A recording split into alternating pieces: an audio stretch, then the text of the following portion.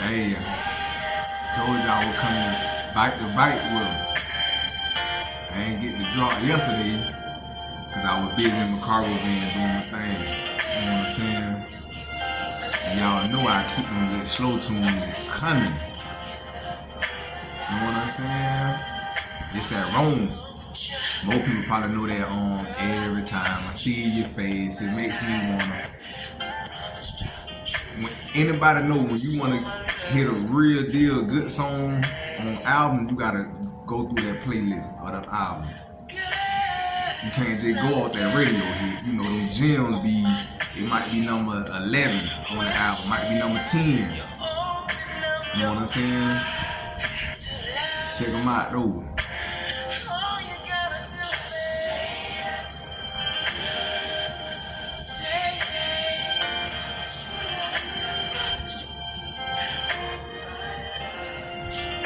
You know what I'm saying? You gotta slow it down for the ladies. You can't be playing Raylo or Rallo, whatever his name is, all day, little baby, young boy. You gotta slow it down. You know what I'm saying? All that rah-rah, nah, you gotta slow it down. You know what I'm saying? But I'm gonna tell y'all something though. I need y'all to like, comment, subscribe, do all that good stuff. You know what I'm saying? I'm at 500 subscribers too. I remember I started off with 0, so y'all definitely keeping them subscribers coming. You know what I'm talking about? But I'm gonna take y'all back in the day when I first day in prison. Take y'all back to 07. Before I tell you the story about when I got to prison, I got to tell you how I got what made me end up going to prison. On my last story, like I told you, I ended up catching my selling, manufacture, and possession of cocaine. I had 8 counts. I had 4 selling delivery, and I had 4 possession. You know what I'm saying? So I went to jail around, I think August 8th. I got sentenced around November, and then right before Christmas, I was in South Florida Reception Center. But before you even get to prison, you know, you hear all the stories, you know what I'm saying? You don't watch the movies, you feel me? So you thinking what you see on TV is how prison gonna be, and in some cases it's definitely like that.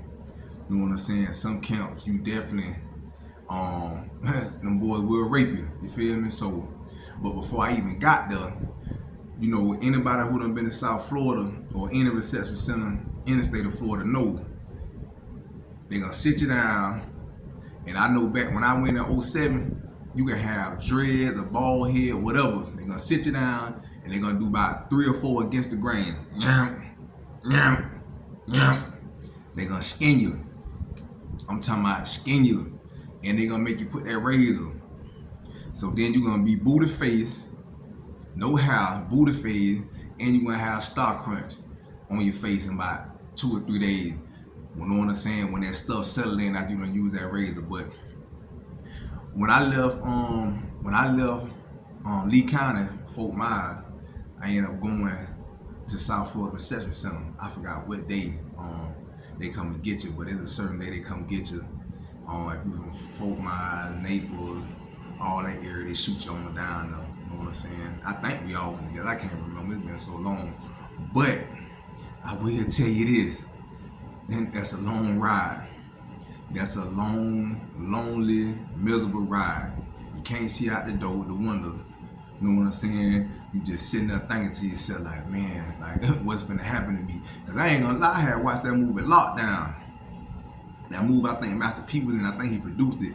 When that dude, that little short red dude, went in the room with that boy Graffiti, and Graffiti throw that magazine on his bunk, and that boy looked at him. Graffiti nodded to his other partner like, "Come here, we got us one."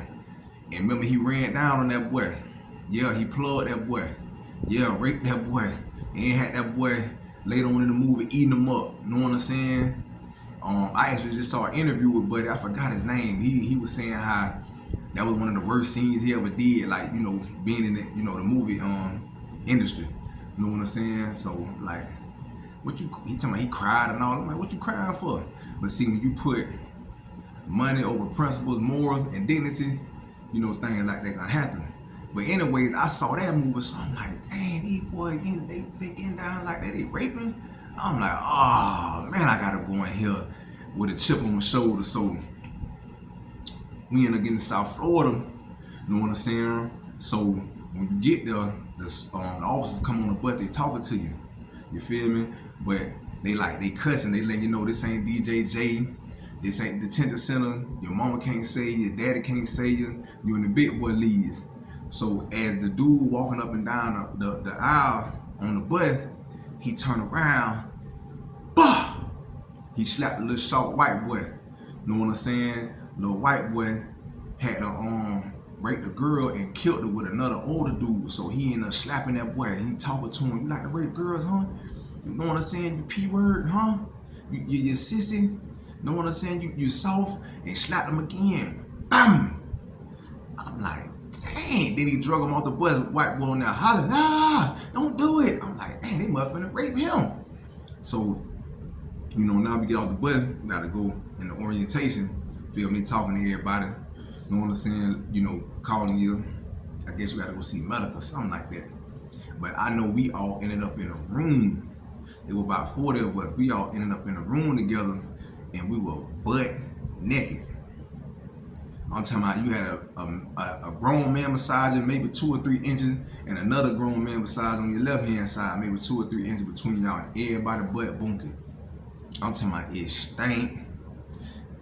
What do you do? Feet stink, everything stink. It just smell like booty. I'm talking about it smell like booty, nuts, and I'm talking about and crack. It smell like everything all mixed in one. So, you know, we all gotta sit down, like squat and cough and boot up. We gotta boot up and spread our booty. You know what I'm saying? To make sure ain't no drugs in there. Then you gotta squat and cough. You know what I'm saying? Cause you got something in your booty. You know what I'm saying? When you squat, that thing and you cough, that thing gonna go ahead and just drop. You know what I'm saying? But they letting you know while they in there, you know what I'm saying? Cause you gotta keep your hand over your private area. You feel me? They letting you know if you so much as to act like you about to scratch your head and move your hand from down there, they're gonna hit you with one of these. Bam! Yeah. I said, oh man, it's crazy. I'm like, man, what I done got myself into. You know what I'm saying? And you just, at that moment, you feel like you at your lowest point in your life. For me, that's how I felt. You know what I'm saying? Because I ain't had nobody but me. You feel me? And I'm just like, I can't call them nobody. I can't call them a girl at the time, my mama, you know what I'm saying, my uncle, nobody. I can't call on nobody. It's like, man, you gotta sit here and wait. When you make that bed, man, when it's time to go to prison, when you make that bed, you gotta lay in it. And what I mean by that is, when I went to prison, I wasn't calling home saying, oh, could you send me this, could you send me that? Nah, I ain't put no pressure on my peoples like that, my family, nobody. Cause I made that bed, I gotta lay in it. You gotta do what they go to jail. So when they go to jail, they blowing everybody's phone up, putting stress on everybody. Cause guess what? People think they do that time by themselves. You don't do that time by themselves. Your people do it with you too. And what I mean by that, they do it with you because when you call them home and you put pressure on your people to, you know, go over here and see this person, get this money from this person, or whatever you doing. Some people might be, you know, trying to get a package dropped off, but you got your people intertwined in that. They doing that bid with you because you stressing them out too. You feel me? So I ended up learning, you know, not learning, but I just knew when I went in there, I'm not finna be, because I had already, you know, done been in and out of jail before. You feel me? Like, went to juvenile program, juvenile prison, sat in the counter for like a year and a half. You feel me? So when I got there, it was like, man, you know, I'm in the big boy league. So, you know, when you in prison, it's like you living in a different world. And that's what I realized when I was in there. You know what I'm saying? Like, you can't, at certain camps, you can't think about the outside. Because if you got some camps that was so rough, you know, you can die. You know, South Florida, the reception center wasn't like that. And I ended up going to the back, to the South unit. You know what I'm saying? I was still in South Florida, but it's something called the South unit when you house with a lot of older guys, but they also got a work camp back there too, and they send you out on that work camp and they're working. You know what I'm saying? But when I first got to prison, you know, it was just certain things that, you know, you did. It's really like a crab in a bucket mentality. Like, when it's time to go to the chow hall, not chow hall, but to get the canteen, you got dudes that don't get no money. But what they'll do is they'll get in the canteen line, and by the time they almost to the front of the window, they'll raise their hand and sell their spot. So they'll be like, what? Give me 200 bonds. You can get up here right now.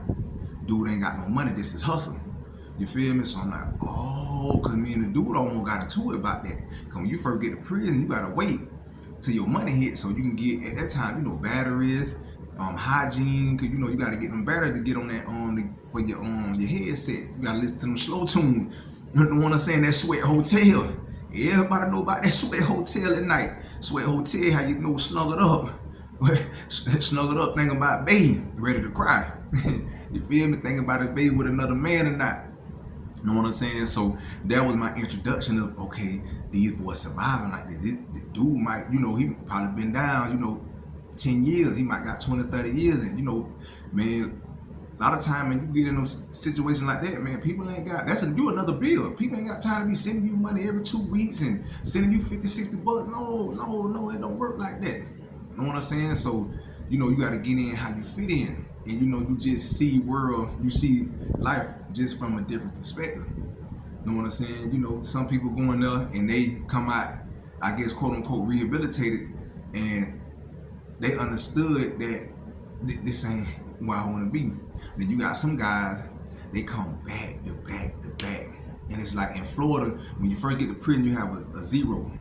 And then when you come back, you have an A. You come back the third time, you have a B. You come back your fourth time, you have a C, so on and so forth. And you got dudes in there with H letters, J, K letters. These dudes just ain't. Some dudes that I was at a camp, dude left prison, left home, went home, and came back, and I was still at the same camp. I only caught 4 years. That just let you know how fast guys get out and come right back. But back to how prison was. It was hard, man. I ain't gonna lie. When I first got there, it was hard because I didn't understand it. You know what I'm saying? I couldn't, like I said, I done did time before, but now I'm really in the big leagues. Guys in here really getting raped. Because I ain't gonna lie, I'm like, man, when I gotta say, man, I ain't finna let nobody rape me.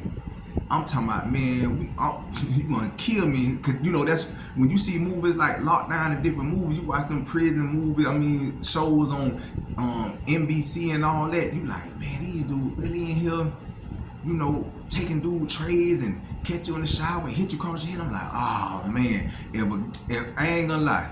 And anybody who watched it, if you done been to prison or your first time going, you said to yourself, man, I ain't finna let nobody rape me.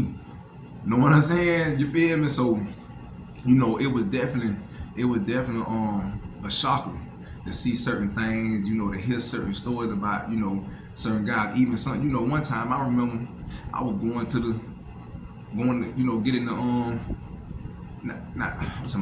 I was going to the bathroom and looked in the stall, seeing 4 feet in there, or even looking upstairs. And you can look under the door and you can see like 6 feet in the room. Yeah, it's real like that. You know what I'm saying? Guess what? A lot of times like that, you gotta just mind your business. You know what I'm saying? Hear no evil, see no evil. You feel me? Mind your business. Do what you gotta do. Go back in your room. You know what I'm saying? You hear dudes in there hollering, hey, that's what it is. You know what I'm saying? He'll get out and call the officer. You feel me? So, one thing I realized, man, and I see this a lot, man, and I, even when I went to prison, I was 21, 22. You know what I'm saying? And it was just so many, at that time, young dudes in there, with 30, 40 years. And you realize, at that moment, you ain't got no homies.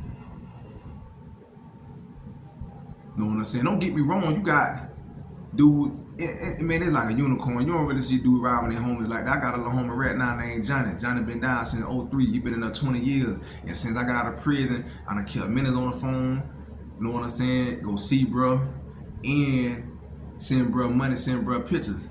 But, and nobody ain't obligated to do nothing for nobody. That's what I realized. But what I realized when I was in there, man, everybody want to be able to reach out and just talk to somebody, hear somebody's face.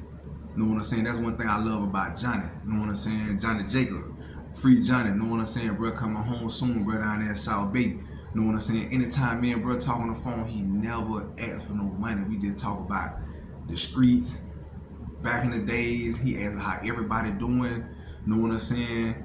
And all that good stuff. But free bro, man, good dude, man. Bro been now 20 years since he was in high school, 16. You know what I'm saying? Bro been standing on business. You don't hear about no flaw stuff about bro. Like bro and them messing with boys. None of that, bro standing on business enough.